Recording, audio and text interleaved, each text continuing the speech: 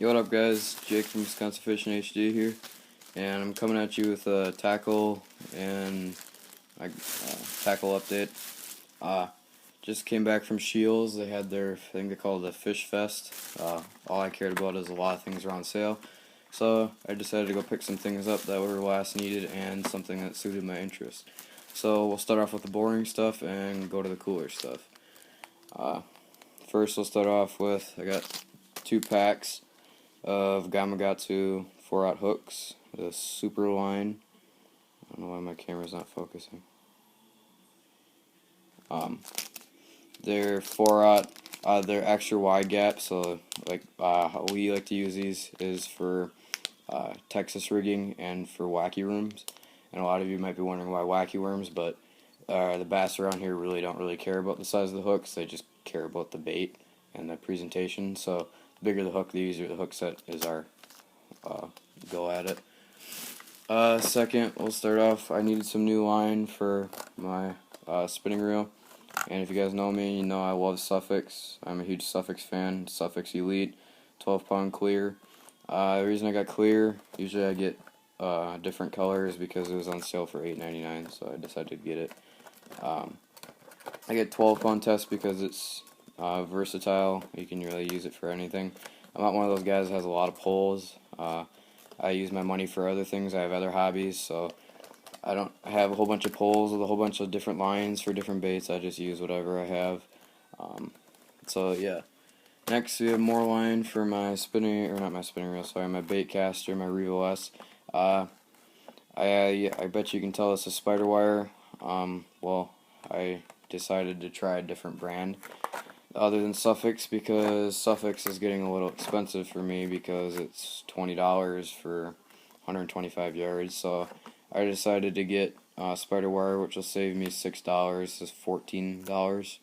30-pound test, what I always get, very versatile. It looks like it's in moss green. I don't really care on the color. To me, line color doesn't really affect how many bites I have. One thing I do have, I don't know if this is normal. Mario said this is normal, like he's used it, but to me, Suffix, the higher end braid, I don't think you guys can see the light is really bad. But the line is right there. Can't really see it. It's really dark in my room, sorry. But like the first time I felt it, I'm used to like it feels like braid, like actual like twine, and I felt this and it just felt really plasticky. So I looked and it said braid and everything, and it didn't say a special kind of braid. I don't know if it's supposed to feel like that. You guys can let me know in the comments. It'd really be helpful.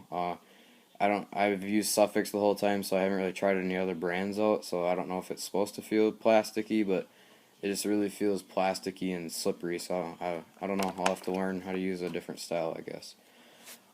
Getting more interesting. I got the Storm. I think it's Arashi. I'm really butchering that. Arashi.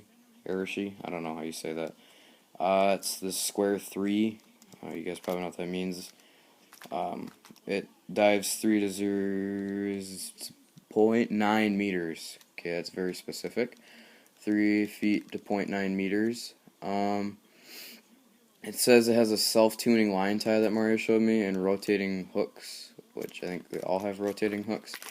But I think I found right here, it says no tuning required self-tuning line tie. So if you guys know what that means, I don't know what that means. Like, I'll show you. Like, man, my camera's just not focusing today. But it has the eye and where you can like stick line through. So I don't know what that means. If you guys know, let me know. Mario really didn't know, but you can see it right there. It's like a metal piece. So I don't know what it's for. The reason I got this was because I'm a huge Squirrel fan. They're amazing in the spring and early summer, and I really like this color. The orange little dot under the belly will drive them crazy. And I don't really want to take this out because the hooks will get stuck in my bed. But you guys can see it through the package. So yeah. Lastly, but not least, I have a Lunker Hunt Lunker Frog, and I was gonna order this on Tackle Warehouse when I ordered a lot of my other frogs, but I did not have the money, and I thought I could wait on this and order it some other time. But I was shopping around, and I was gonna get new live target, which I always get. I always have a lot of live targets on me, which I'm out. I needed to buy a new one, which I should have bought, but I decided to buy this anyways. And I saw this, I'm like, wow, I don't have to order this. So I picked one up, and they're on sale for the Fish Fest, I think it's called. Maybe you guys know if you have a Scheels in your area. But I guess I can try to take this out one-handedly. I had a couple concerns on it. Sorry about this. Just wanted to show you the packaging, how it comes in it. Okay, here we go.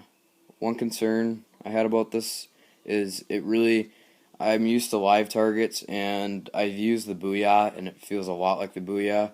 And if you guys know, the Booyah is a really cheap bait, and this was probably about $6, and it really, like, I've heard a lot of hype about this frog, and how good it feels, but just me feeling it, it feels like that cheap plastic. But one of my main concerns is on this side. I push. Oh, I'm not even aiming at the camera. Oh, you guys can't even see that 'cause it's not focusing. But I push down, and since there's a barb on this hook, it already came dug into the side of the frog.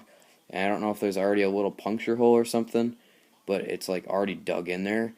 But I don't know if that one or two, if the side of the hook will go right through the frog, because if I ever mishook a fish or something, or it flies off, and then I have a hole in this frog.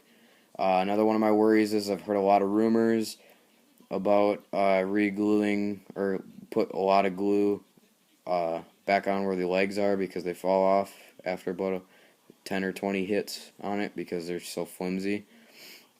And to me, if